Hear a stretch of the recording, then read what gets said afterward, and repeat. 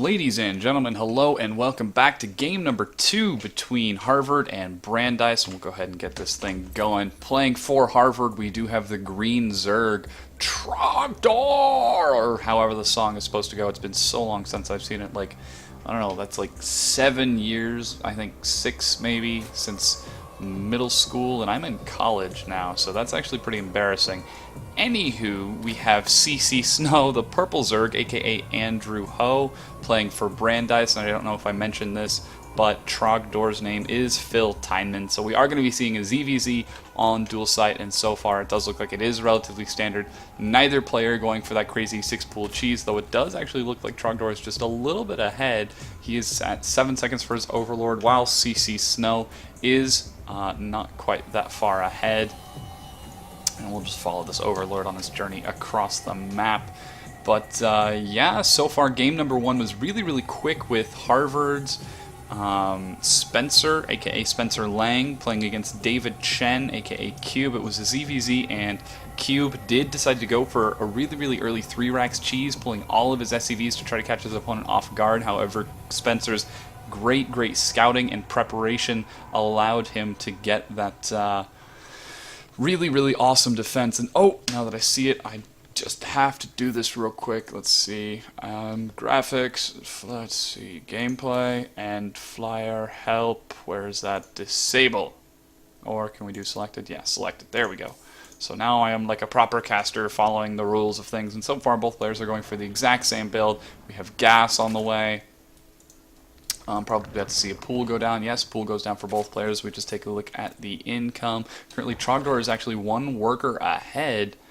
Wow, that's actually pretty crazy. So that just goes to show what APM can do. If you do manage to get that crazy high APM, you can get 1 whole worker ahead, which is X amount of minerals per second, per minute, or some odd number. Anyways, yes, we are just watching and waiting. Personally, I don't have a bias for either. Oh, that's really cool. This is like what it was in the single player, the Zelnaga or Protoss library vault or whatever, so that's kind of interesting that they have that in the middle of the map, but I'm not particularly rooting for either player so far. I do really enjoy Snow's name because I am in fact a fan of Game of Thrones. And look at that, Trogdor's 1 drone ahead allowed him to get out those 4 Zerglings a good 2 or 3 seconds before the 2 for Snow. Though Snow did start his metabolic boost about 1 second earlier. Now, just taking a look at the production, it does look like Trogdor's will be finished first, and they are on their way across the map. Let's see if they do go through that Overlord vision. No, it actually looks like they are just going to go for the Watchtower. So here comes the first 3. They are going to pass into the Overlord, so Snow will see that. He's also pulling his own Zerglings out.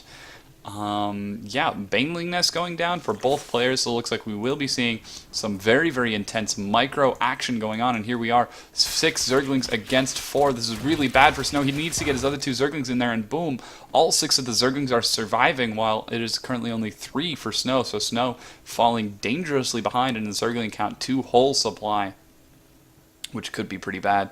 And looks like the Zerglings are now getting into the main. The Queen is there. The Queen should be on hold position to prevent a run by into the mineral line, but now it looks like Snow's backup Zerglings have finished producing, so they will be chasing the remaining Zerglings for Trogdor away, and a lot of Zerglings are coming out for both players, and speed is about to finish. Oh, Trogdor barely manages to miss that corner, and now we do have the first couple of Banelings. Only 4 going down so far, but the Zergling count is currently higher for Snow. Let's see if he tries to take out the Zerglings or go for the Banelings. He is going for the Banelings, and the Zerglings for Trogdor are getting a flank, and the Banelings are about to finish, and 1 gets out with detonates on a single Zergling. The remaining Zerglings for Snow are forced to back away. There are a lot more Banelings for Snow in production.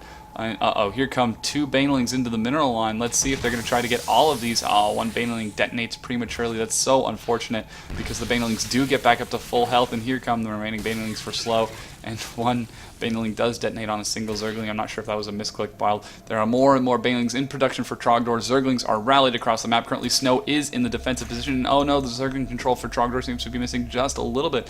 Here come the Banelings.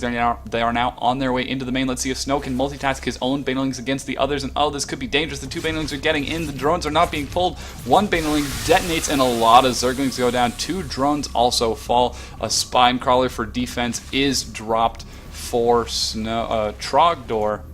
So Trogdor decides he does want to fall onto the defensive position and allows Snow to push back in. I'm not sure if this is actually such a good idea because Trogdor is definitely ahead. Oh man, huge Baneling hits going down, but it just isn't doing a lot of damage to the Zergling count. And oh man, that Baneling has 1 health and gets taken out by a single Zergling, so that's really unfortunate for Snow. He knows he has to fall back. It is currently 32 to 24 supply. We take a look at the units. 19 Zerglings to 14 with 3 Banelings and 2 on the way for Snow.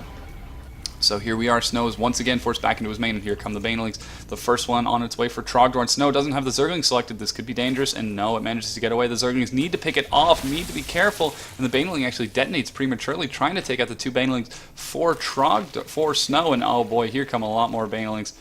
Oh boy, this could be bad, and the Banelings are trying to get into the Marines, but some pretty good control, and the Banelings don't take out the Cocoons. That's really unfortunate. Here come 3 more Banelings into the mineral line. They are going to do a lot of damage. Another drone goes down, and huge drone hits come down. We take a look at the units lost. 6 workers have been killed by Trogdor, along with 41 Zerglings, 2 Snows, only 20. Meanwhile, 2 more Banelings are running into the mineral line. If we just take a look at the worker count, oh man, that's so painful. 17 to 8. Trogdor is just doing so well. The drones for Snow aren't even mining anymore. And here come the remaining Zerglings for Trogdor. They may even just be able to run on in and clean up those Zerglings, but it doesn't look like Snow is going to let that happen. He does have his Zerglings in position to deal with that, and that wasn't exactly a fair trade. 2 Zerglings for 1 Baneling, and oh boy, this is so intense. 3 more Banelings are on their way in. The other 2 for Snow are chasing. It's not going to be enough, though. 3 Zerglings may be able to take out 1 Baneling, but the drone count just continues to fall. 2 more drones do go down, and oh man, that's so painful for Snow to lose that many drones, and now he's forced to continue making workers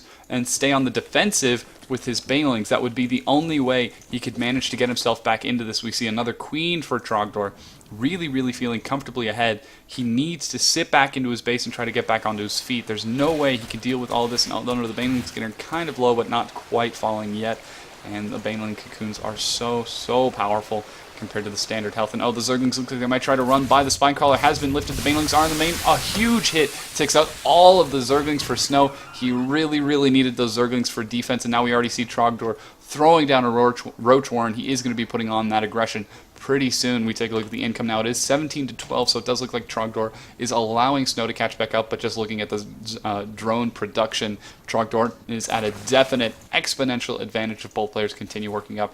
And we actually see a drone coming down for a hatchery, and there it is. So Trogdor is comfortably ahead. He has the supply lead of 35 to 24. Snow, I don't know what he can do. He just really needs to make those Banelings and defend in his main. He needs to get his supply back up. Can't allow any more damage to be done, and we actually see some Zerglings streaming across the map for Trogdor, so he will try to run into the natural and take out that hatchery. Will probably succeed without any Banelings, and oh man, morphing the Banelings on the hatchery. Snow is forced to cancel. Here comes 1 Baneling for Snow, but it won't be able to do anything against the control we've seen so far from Trogdor. So all these Banelings are actually getting pretty close to finishing. This could be really bad. 1 finishes, and they are going back into the mineral line. The Zerglings detonate the 1 Baneling, and they all die. 5 Zerglings for 1 Baneling. The Roach Warren is canceled, and oh man, the Baneling hits the larva and kills all of the larva. That's so bad, but actually, now that I take a look at it, could potentially be an interesting strategy, because we could see people going and sniping larva nowadays and canceling production. So let's just take a look at that larva. Larvas only do have 25 health and 10 armor. So I'm not sure if that would actually be a viable strategy to do that. And Trogdor is now up 60 supply to Snow's 20. He has been getting roaches. That is a lot of roaches spreading creep. Got the Queen running around pooping down creep tumors, and here come the roaches on their way across the map. We see the natural once again for Snow. A single Baneling to defend it. This is really painful to watch. Trogdor has got Zerglings, he's got roaches, and here we go. The roaches are on their way across the map. They will probably be able to take out this natural, judging by this single Baneling. And let's see if Trogdor actually runs his Zerglings up in. No, he has them selected. He does see the Baneling, and here come the roaches. They take out the Baneling, and that hatchery is immediately canceled. And oh boy, here come the roaches. 4 roaches against a lot more, and Snow taps out. Once again, game number 2 goes to Harvard, putting them at a 2-0 advantage in this series so far. So some very, very good play, great control from Trogdor, but we'll definitely have to hope for hopefully a little bit of a longer and more macro-oriented game than this crazy back and forth play that we've seen so far. So thank you guys so much for watching, and I'll see you in game number 3.